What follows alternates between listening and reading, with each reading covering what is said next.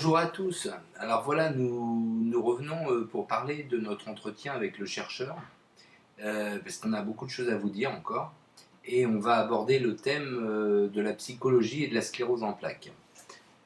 Tout d'abord, veuillez nous excuser, ça a été un peu long, mais malheureusement, moi j'ai eu une rechute en ce qui concerne Epstein-Barr, donc la mononucléose, que j'ai faite il y a 5-6 ans.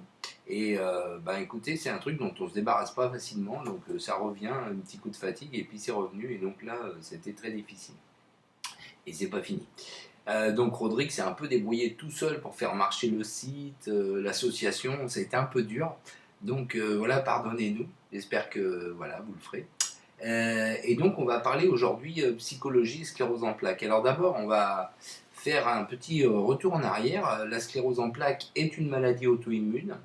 Et comme toutes les maladies auto-immunes, c'est pas quelque chose de nouveau, notre forme psychologique, entre guillemets, fait un peu des montagnes russes.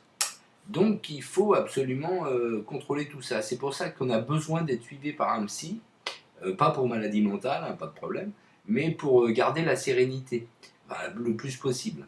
Donc c'est très important et normalement, si vous avez un bon neurologue, lors de l'annonce du diagnostic, ça a été fait en présence d'un psychologue, je suppose. Non, je rigole, hein. Normalement ça devrait être fait comme ça, mais c'est pas fait comme ça. Mais c'est une obligation, logiquement, ils se sont mis d'accord dans le monde entier pour que ça soit fait et le suivi et l'annonce du diagnostic en présence d'un psychologue. Bon, en France, ça se fait pas. Enfin, psychologue ou psychiatre, peu importe, c'est pas important, parce que dans notre cas, c'est pas prendre des médicaments qui est important, c'est essayer de rester zen le plus longtemps possible. D'ailleurs, c'est ce qu'on a dû vous dire lors du diagnostic. Il faut éviter d'avoir des mauvaises nouvelles ou des choses comme ça, comme si la vie était malheureusement, il nous arrive ce qui nous arrive, quoi. Voilà, donc c'est difficile à gérer. C'est pour ça qu'on a besoin d'être entouré. Euh, donc c'est valable pour toutes les maladies auto-immunes, c'est pas uniquement la CEP, c'est toutes les maladies auto-immunes.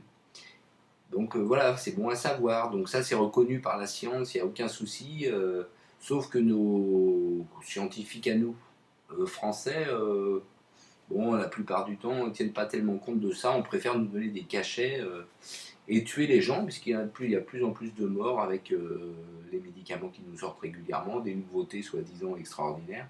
Et on s'aperçoit non seulement que ça ne sert pas à grand-chose, mais en plus qu'il y a des décès à la sortie. Donc, bon, méfions-nous et puis faisons les choses correctement. Donc, la première chose à faire, c'est de demander à son neurologue de nous mettre en relation avec un psy, ou le trouvez vous-même, hein, et de façon à faire un suivi régulier.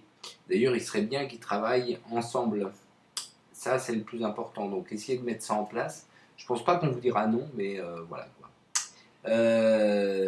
D'autre part, je voulais vous parler également, on a mis en route, ça y est, le soutien à l'association à 7,50 €. On va peaufiner tout ça, hein, c'est pas encore bien au point, parce que vu les difficultés qu'on a rencontrées là ces derniers temps, c'était pas évident de travailler.